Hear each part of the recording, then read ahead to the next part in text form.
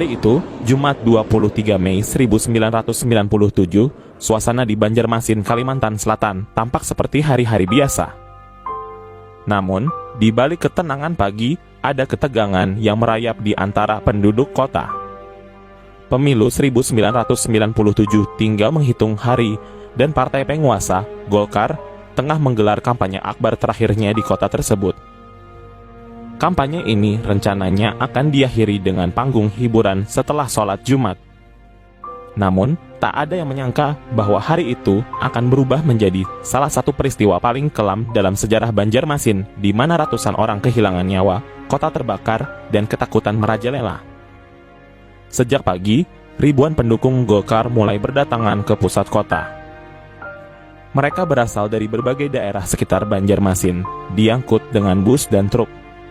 Partai yang telah berkuasa selama puluhan tahun ini memang memiliki cara tersendiri untuk menarik massa, seperti membagikan sapu tangan bergambar beringin dan nasi bungkus kepada buruh, tukang becak, dan tukang ojek.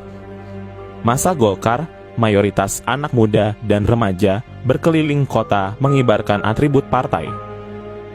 Dengan sepeda motor, mereka membunyikan klakson dan meneriakkan yel-yel kemenangan.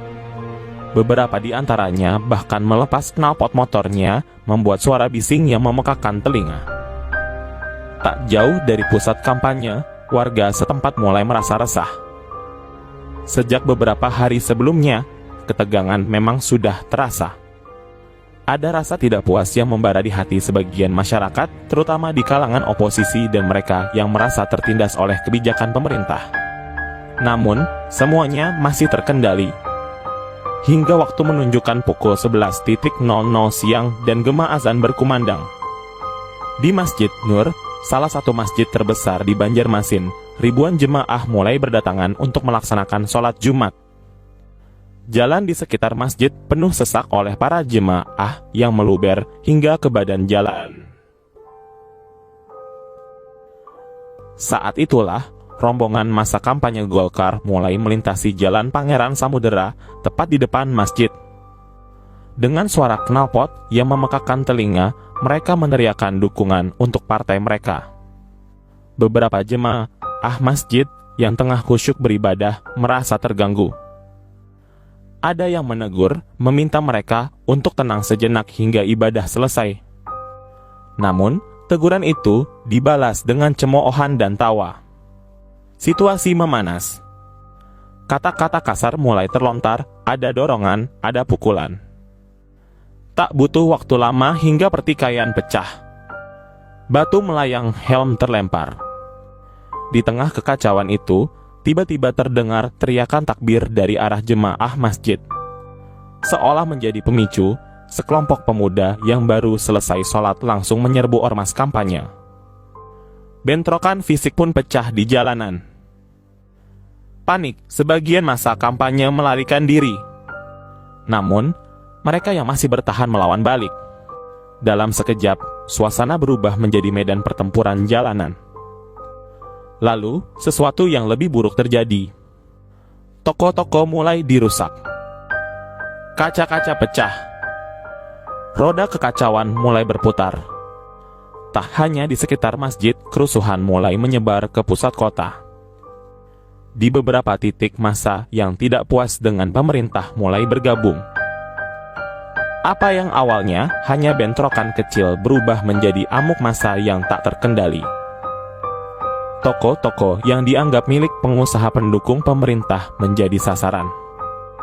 Pusat perbelanjaan Mitra Plaza yang merupakan salah satu ikon kota dibakar.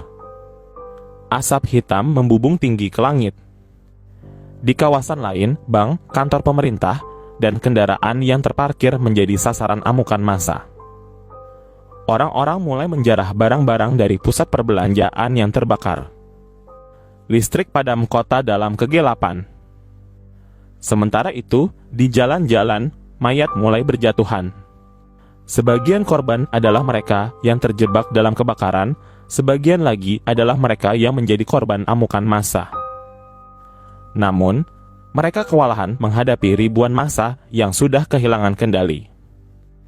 Saat malam tiba, kota masih dalam kondisi genting. Jalanan dipenuhi puing-puing dan bara api yang masih menyala. Pasukan keamanan mulai menyisir area permukiman, menangkap mereka yang dianggap sebagai provokator. Banyak warga bersembunyi di dalam rumah mereka, takut keluar. Di beberapa tempat, tangisan dan suara takbir masih terdengar. Korban jiwa terus bertambah. Mereka yang terbakar di dalam gedung runtuh, mereka yang dipukuli hingga tewas, mereka yang ditembak dalam upaya pengamanan. Pada keesokan harinya, Jumat Kelabu menjadi perbincangan nasional. Namun, pemerintah saat itu tidak banyak mengungkapkan data resmi. Pihak berwenang mencatat 24 orang tewas dan 36 luka-luka. Namun, laporan dari tim advokasi korban menyebutkan angka yang jauh lebih tinggi, ada 238 korban jiwa dan lebih dari 1.500 luka-luka. Bangunan yang hancur dan terbakar tak terhitung jumlahnya. Namun, lebih dari itu, yang paling menyakitkan adalah trauma yang tertinggal. Bagi mereka yang kehilangan keluarga, luka itu tak pernah sembuh. Bagi mereka yang melihat kota mereka terbakar, ingatan itu terus menghantui. Dan bagi Banjarmasin, Jumat Kelabu akan selalu menjadi bagian sejarah kelam yang tak terlupakan di Banjarmasin. Langit di atas Banjarmasin masih kelabu. Bau asap kebakaran masih terasa menyengat di udara. Kota yang semalam penuh dengan jeritan dan api, pagi ini hanya menyisakan puing-puing dan sisa arang bangunan yang terbakar. Mayat-mayat yang belum ditemukan mulai tercium baunya. Di sepanjang Jalan Pangeran Samudera dan kawasan Mitra Plaza, jejak kehancuran terlihat di mana-mana. Kaca-kaca berserakan, sepeda motor dan mobil terbakar hingga menyisakan rangka, sementara beberapa toko yang selamat dari kebakaran tetap ditutup rapat. Di rumah-rumah sakit, koridor penuh dengan korban luka-luka. Tangisan keluarga yang kehilangan orang tercinta terdengar di mana-mana. Rumah sakit kekurangan tempat tidur, dokter dan perawat kewalahan menangani pasien. Sementara itu, di beberapa titik di kota, pasukan TNI dan Polri melakukan patroli ketat. Perintah sudah turun dari pusat untuk amankan situasi, menangkap provokator, dan mengembalikan ketertiban secepat mungkin. Namun, di balik upaya pengamanan itu, rasa takut belum sepenuhnya hilang. Malam harinya, pasukan keamanan mulai menyisir permukiman penduduk. Rumah demi rumah diperiksa. Mereka mencari siapa saja yang dianggap terlibat dalam kerusuhan. Beberapa pemuda yang dituduh sebagai pelaku utama diciduk dari rumah mereka tanpa penjelasan panjang. Banyak dari mereka yang tidak pernah kembali. Ada yang dibawa ke kantor polisi, ada yang dikirim ke tempat-tempat yang tidak diketahui. Sebagian kembali dengan tubuh penuh luka, sebagian lagi menghilang tanpa jejak. Dalam suasana yang mencekam ini, banyak keluarga tak berani keluar rumah setelah maghrib.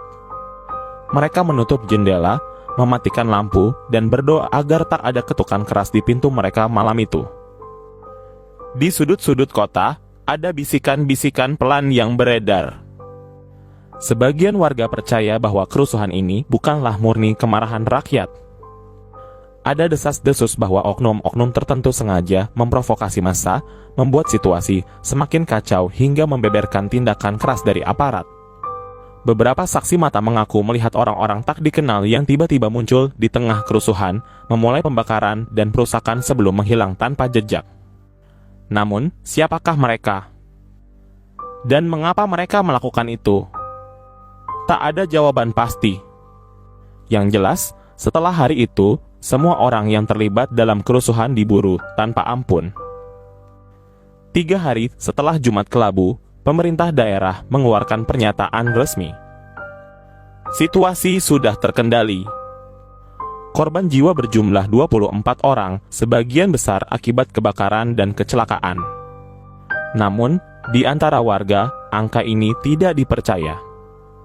Seorang relawan yang membantu mengevakuasi korban dari reruntuhan Mitra Plaza mengaku melihat ratusan jenazah hangus di dalam gedung yang terbakar. Beberapa dari mereka adalah anak-anak yang terjebak tanpa bisa menyelamatkan diri. Di sisi lain, keluarga yang kehilangan anggota mereka tidak bisa menemukan mayat atau kabar keberadaan mereka. Namun, protes semacam ini tidak pernah sampai ke media nasional. Semua pemberitaan dikendalikan ketat. Jumat Kelabu perlahan mulai dikaburkan dalam ingatan publik. Bulan berganti, tahun berganti. Namun, bagi mereka yang kehilangan keluarga, luka itu tidak pernah sembuh. Bagi anak-anak yang tumbuh di Banjarmasin, cerita tentang Jumat Kelabu tetap hidup dalam bisikan-bisikan orang tua mereka. Mitra Plaza tidak pernah dibangun kembali.